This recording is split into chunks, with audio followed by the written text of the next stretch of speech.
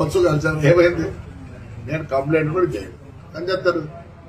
ఒరే జగనే మేలురా, బస్సులు నిలబెట్టించినాడు, మీ బీజేపీ గవర్నమెంట్ లో బస్సులు తగలబెట్టారు, అంతకన్నా నీచగా ఉందారా? ఏమైంది 300 పోతేనే ఆ పొద్దు ఏడ్చలే, దీనికి ఎడుతాను నేను. తప్పు, వాళ్ళు చాలా మంచోళ్ళు. దానికన్నా తగ్గు ఏదైనా ఉంటే ఆ మాట వాడతాం. మీకు నాకు తెలియదు తగ్గు మాట. I don't want insult third gender. I give lot of respect to them. కాల్సి ఏం చేసుకున్నావురా, ఏం చేసుకున్నారులే, పీకినారా? జగన్ రెడ్డి మేలు కదా మంచోడు, జగన్ రెడ్డి మేలు కదా మంచోడు. నా బస్సు కారిపోలేదే, బస్సు నిలబెట్టించినట్టు. నిలబెడితే ఆ పొద్దు 10 లక్షలు పోయేది, ఇప్పుడు 6 లక్షలు పోతుంది. మీరు చేతగాని నాకు కొడకల్లారా, చేతగాని నాకు కొడకల్లారా అంటారా? ఏం పిక్తారా? మళ్ళీ ఇంకో బస్సు కాస్తారా? కలిసిపో, వరుసగా పెట్టినాడు. నేనే భయపడతాను అనుకుంటున్నారా? సిగ్గులే నా కొడకల్లారా. ఏం చేస్తారా? బస్సు కాల్చా అయిపోయింది, ఏమైంది? వస్తుంది రిలే.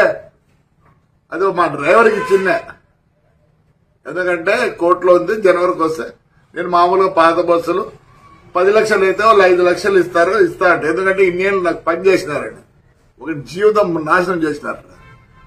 ఏమైందిరా చెప్తేనే థర్డ్ జెండర్ తగ్గు నా కొడుకులు, సాక్షార్ కొడుకు కాదని కాలినాక బస్సు అంతా ఆ హీట్ పైన పడేది.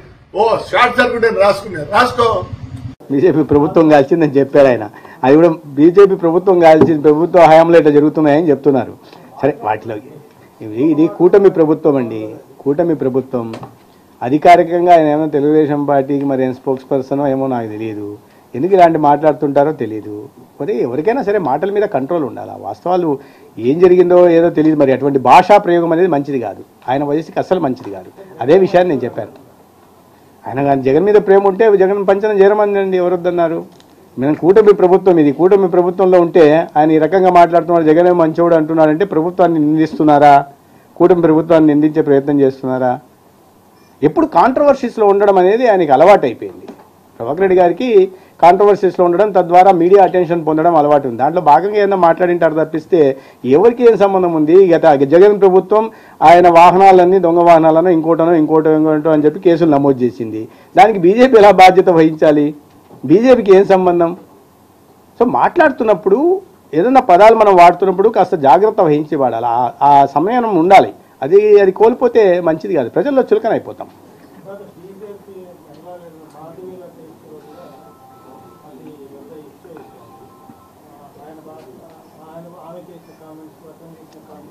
ఆవిడ ఏమన్నారు?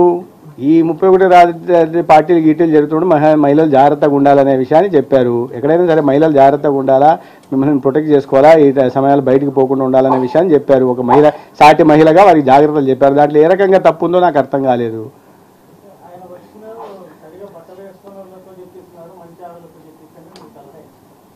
ఎవరికి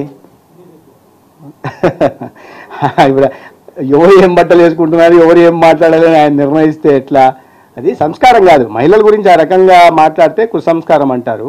అది అనవసరమైన వివాదాల్లోకి ఆయన వెళ్ళడం అలవాటు, కానీ వివాదాల్లోకి వెళ్ళే అలవాటు మాకు లేదు. మా దృష్టి అంతా ఇప్పుడు కూటమి ప్రభుత్వం మంచి ప్రభుత్వం పేరు తెచ్చుకునింది.